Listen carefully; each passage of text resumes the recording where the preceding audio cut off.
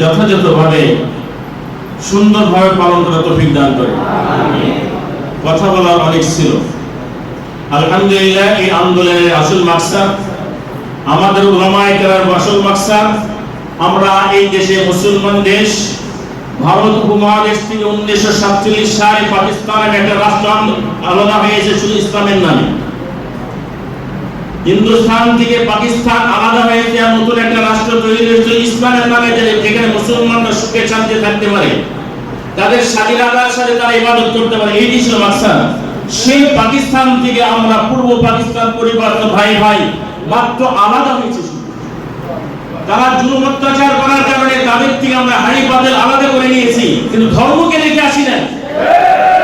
আমাদের যে ধর্ম নিয়ে হিন্দুস্তান থেকে আলাদা হয়েছি, আমরা পূর্ব পাকিস্তান যখন বাংলাদেশ হয়েছি তখন ওই ধর্ম এখন আমাদের সাথে আছে।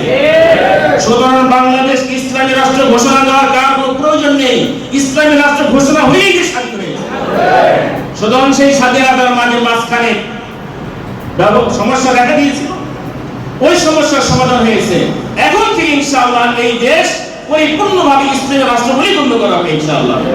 আলহামদুলিল্লাহ, আমরা যে খুশি।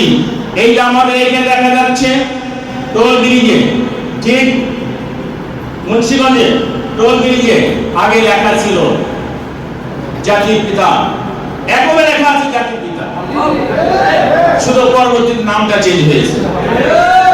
আগেও জাতির পিতা ছিল, এখনো জাতির পিতা হয়েছে, কিন্তু এখন জাতির পিতা হয়েছে কুরআন ঘোষিত জাতির পিতা আল্লাহ রাব্বুল আলামিন। আমাদের জাতি মানে কি? মুসলিম জাতি। জাতি বলতে কি বোঝায়? মুসলিম জাতি। আমাদের আদি পিতা হযরত আদম আলাইহিস সালাম। আমাদের আদি পিতা কে? ধর্মীয় বা মুসলিম জাতির আদি পিতা, জাতি পিতা কে? মিল্লাত আবিকুম ইব্রাহিম ওয়া সাম্মাকুমুল মুসলিমিন। তোমাদের জাতি পিতা ইব্রাহিমের ধর্ম, সেই তোমাদের এই দলের নাম করেছে মুসলিম পার্টি। আমাদের দলের নাম কি? মুসলিম পার্টি, মুসলিম দল। সুতরাং আল্লাহ রাব্বুল আলামিন নিজে আমাদেরকে বলছেন তোমাদের জাতির পিতা ইব্রাহিম। আমাদের জাতির পিতা কে? ইব্রাহিম। আমাদের নবী মুহাম্মদুর রাসূলুল্লাহ সাল্লাল্লাহু আলাইহি সাল্লাম আমাদের আধ্যাত্মিক পিতা। নবী মুহাম্মদ আমাদের কি? আধ্যাত্মিক পিতা। আর জন্মদাতা পিতা হলো আমার জন্মদাতা পিতা। সুতরাং প্রকৃতপক্ষে যে জাতির পিতা, সেই জাতির পিতার নামে আলহামদুলিল্লাহ দলে ব্যানার লেগে গেছে। বলেন আলহামদুলিল্লাহ। এই দেশ মুসলমানদের ইসলামী রাষ্ট্র ছিল, এখন ইসলামী রাষ্ট্র। আলহামদুলিল্লাহ, শুনে খুব খুশি হবেন। যেখানে আগে প্রধানমন্ত্রীর মাথার উপরে ছবি রাখা ছিল, যে ছবি ঘরে থাকে রহমতের ঘরে প্রবেশ করে না, আলহামদুলিল্লাহ এখন সেই প্রধান উপদেষ্টা যিনি, সেটা প্রধানমন্ত্রী, তাই তো? প্রধান উপদেষ্টা যিনি, তার মাথার উপর ঝুলতেছে তাওহীদের কালেমা লা ইলাহা ইল্লাল্লাহ মুহাম্মাদুর রাসূলুল্লাহ। কোথায় ঝুলতেছে? প্রধানমন্ত্রী মাথার উপরে। লিল্লাহি তাকবীর। মাথার উপরে লিল্লাহি তাকবীর। লা ইলাহা ইল্লাল্লাহ দেখেছেন আপনারা? প্রধান উপদেষ্টার মাথার উপর ঝুলতে যাবে, মূর্তি নয়, ছবি নয়, কালেমায়ে তাওহীদ লা ইলাহা ইল্লাল্লাহ। আমাদের প্রতিটা ঘরে ঘরে, প্রতিটা মসজিদে, প্রতিটা অফিসে লা ইলাহা ইল্লাল্লাহ কথা বলবে ইনশাআল্লাহ।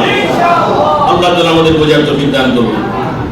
আলহামদুলিল্লাহ, আমাদেরকে দায়িত্ব দেওয়া হয়েছে যতটুকু, আমাদের দায়িত্ব কর্তব্য অনেক। উলামায়ে কেরামের দায়িত্ব শুধু 5 ওয়াক্ত নামাজ পড়া, ঘুমানো, খাওয়া নয়।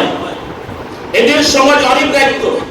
যখন আমরা আমাদের দায়িত্ব সঠিকভাবে পালন করব, সমাজ আমাদের তখন সঠিকভাবে মূল্যায়ন করে শিখবে। আজকে আমাদের সমাজ মূল্যায়ন করেন, মোল্লা পরে বাড়ি খায় বলে গালি দেন। মোল্লা পরে বাড়ি খায় না, মোল্লা খাওয়ায়। বলেন মোল্লা খায় না খাওয়ায়? মোল্লা খাওয়ায়। যেটা আমরা সাক্ষী দিতেছি, এখন বর্তমান আমাদের প্রেক্ষাপটে সাক্ষী দিতেছে। আমরা আসুন্নাহ ফাউন্ডেশন সহ যত উলামায়ে কেরাম আছেন, ওনারা খাইছে না খাওয়াইছে? খাওয়াইতেছে। আলহামদুলিল্লাহ, আমাদের পরিবেশ এরকম তৈরি করতে হবে যে মোল্লারা খাওয়ায়, খায় না, করা যাবে না। ইসলাম আমাদেরকে এই শিক্ষা দেয়। আলহামদুলিল্লাহ, আল্লাহ তাআলা আমাদেরকে আমাদের দায়িত্ব পালন করতে বিধান করুন।